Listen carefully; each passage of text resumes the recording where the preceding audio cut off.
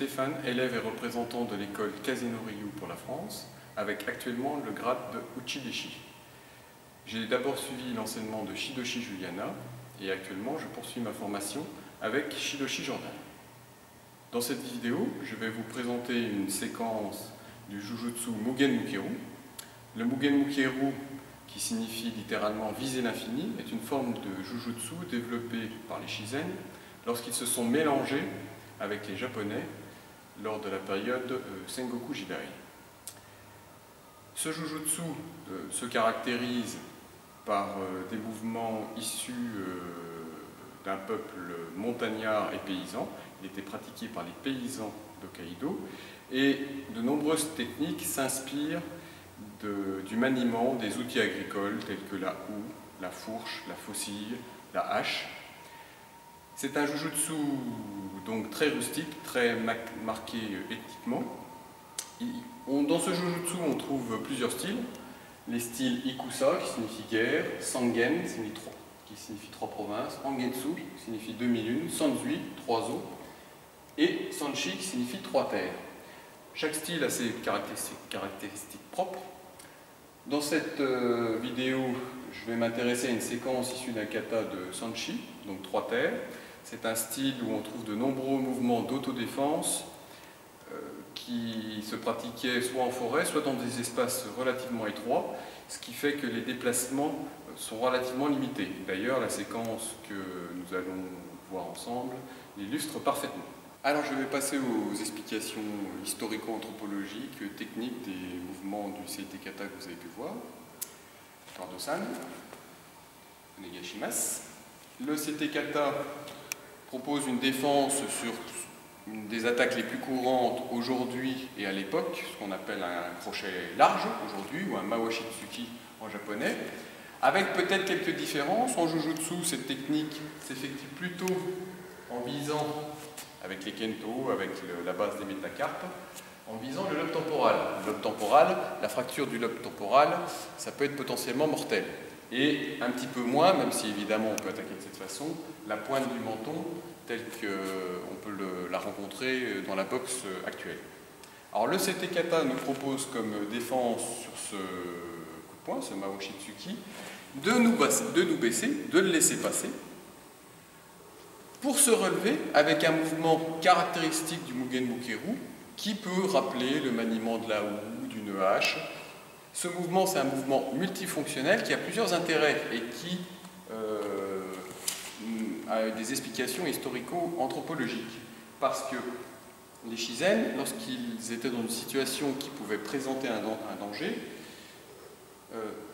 pouvaient avoir du sable dans les mains, ou alors des petits piments qui étaient broyés en poudre. Et sur ce mouvement, qui évidemment dans le Seite Kata est un coup de poing, sur ce mouvement, en fait, ils pouvaient très bien lâcher du sable ou des piments dans les yeux, pour ensuite soit faire la même technique, soit prendre une arme secondaire, un tanto, le mien ou le sien. Donc c'est un mouvement qui peut servir aussi bien avec du sable et des piments dans les mains, ou alors à main nue. Et à main nue, il y a quelques petites subtilités. Le mouvement, on pourrait croire, on pourrait effectivement le faire avec la base des kento dans le menton. Mais en fait, comme à l'époque, le mouvement devait pouvoir s'effectuer sur un samouraï armé, donc qui pouvait porter une protection faciale en fer, un mempo, le risque de se fracturer les os sur le mempo était très élevé. Ou alors même, éventuellement, sur quelqu'un qui a une mâchoire costaud, on peut très facilement se fracturer les mains. Donc en fait, le mouvement s'effectuait avec la base, la partie charnue de la main, et son but, donc il est un petit peu penché, voilà, afin de ne pas endommager, de ne pas se casser les os sur le même pot. Alors évidemment, on n'est pas obligé de frapper avec les 2 points, un seul point suffit, et on a cette protection. Donc la petite subtilité, la voici. Maintenant, l'autre bras n'est pas là en décoration, parce qu'évidemment, quand il envoie le Mawashitsuki, voilà, je me baisse, il va se douter que je vais me relever. Donc quand je me relève, il peut très bien enchaîner avec un deuxième Mawashitsuki. Et donc ici, j'ai le coude en protection